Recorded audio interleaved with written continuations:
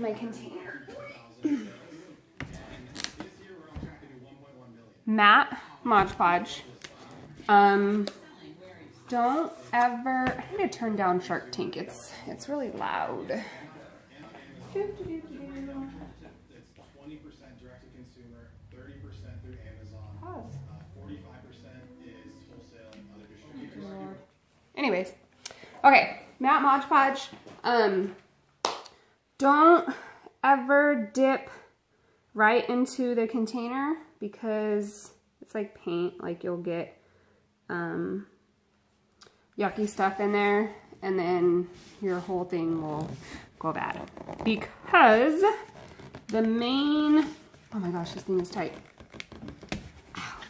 The main thing with the Mod Podge, like across the board, is smooth, like no debris. You'll see, like, I wipe the board like as much as I can before I start to lay it. You gotta watch your brush and make sure that you don't have anything in your brush, and you gotta, before you watch. Now that I'm trying to do this like for somebody, I'm gonna jack up everything. You'll see. So pour just enough that you need. I have a few things to mount, so I'm gonna pour a little bit more. I don't generally wipe the Mod Podge like that because you want your hands to be clean also.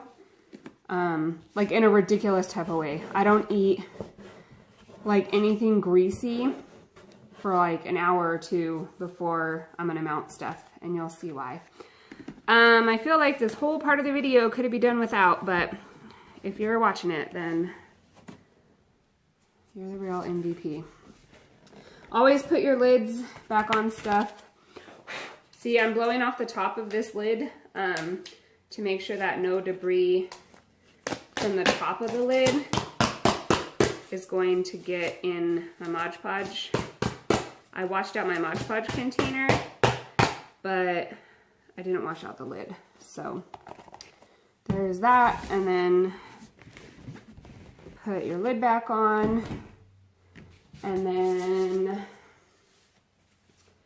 you know, I need to mount this Ohana sign, but I think I'm gonna do one of these smaller ones first. So my thing is that don't ever cut your piece the exact size that you need on your board. I always print my piece with a little bit of borders like this. And then when you put it on the wood, you find, like, obviously one straight side, and then they should all be straight, but, and then you put it on, and you want to make creases. I already did this, so I'm sorry. You want to make creases that go all the way around, and this works with like regular paper also. You want to make yourself like a guide. That way, once you go to lay this down, you can line it up like on the edge right there, and then kind of feel for that edge, and then you just go down, and then you'll do this, okay? So, also, I didn't do this when I first brought this over here, so you have to be like in the habit of always flipping, like this is mounted, so I'm gonna flip this image like this, because obviously you just traced it to the wood in that direction, and the last thing you want is a board full of Mod Podge and then like you folded this the wrong way and it doesn't line up anymore. Cool? Cool. Okay. So you got your thingy. I'm wiping it off, making sure there's nothing on the top. I don't use foam for this step, like ever. I use these Wooster brushes. This is my brush from yesterday. I was mounting stuff. So Wooster brush, get your Mod Podge. Here's the dealio. You don't want to flood it. Like, just enough that once you hold it, it won't fall off the brush anymore, but there's a decent amount on there.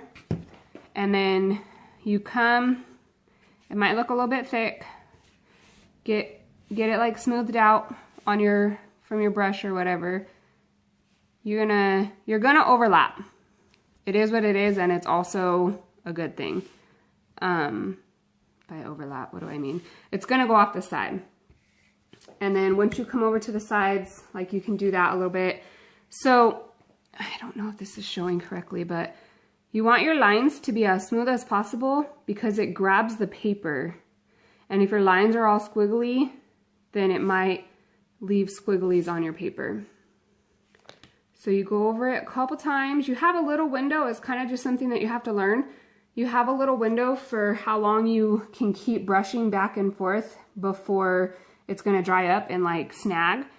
As soon as you're done, cover that. I'm not kidding, like the smallest airborne things can jack up your Mod Podge. So then I put the brush back in the bag.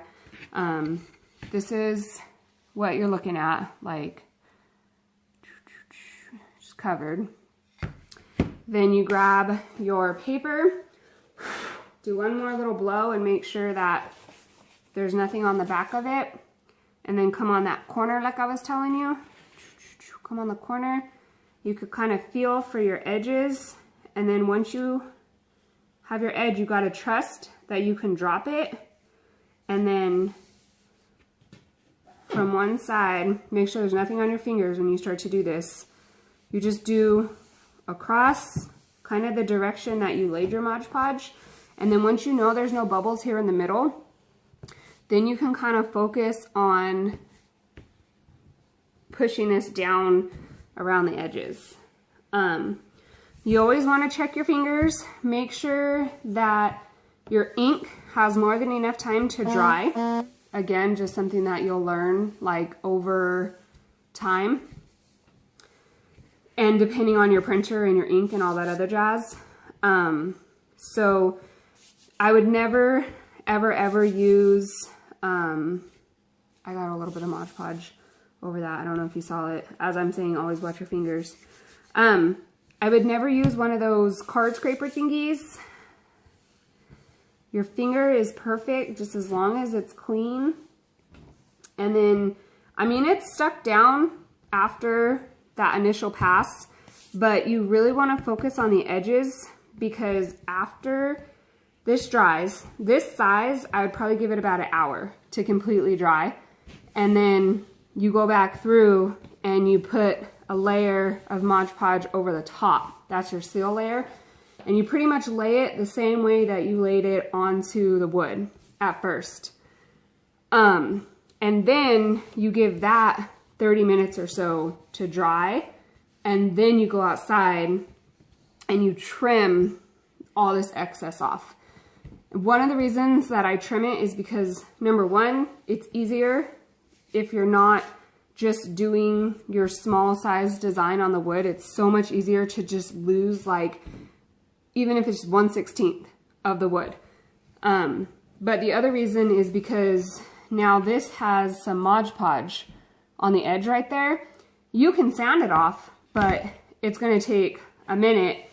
So it's easier if you just go outside, trim off all these sides, and then you have 4 clean sides, and then you can go through and do the next step, which there's no time on this video, but I'm guessing it's pretty long. So I'll shut up, and if you ever want to see more or if you have more questions, then just let me know.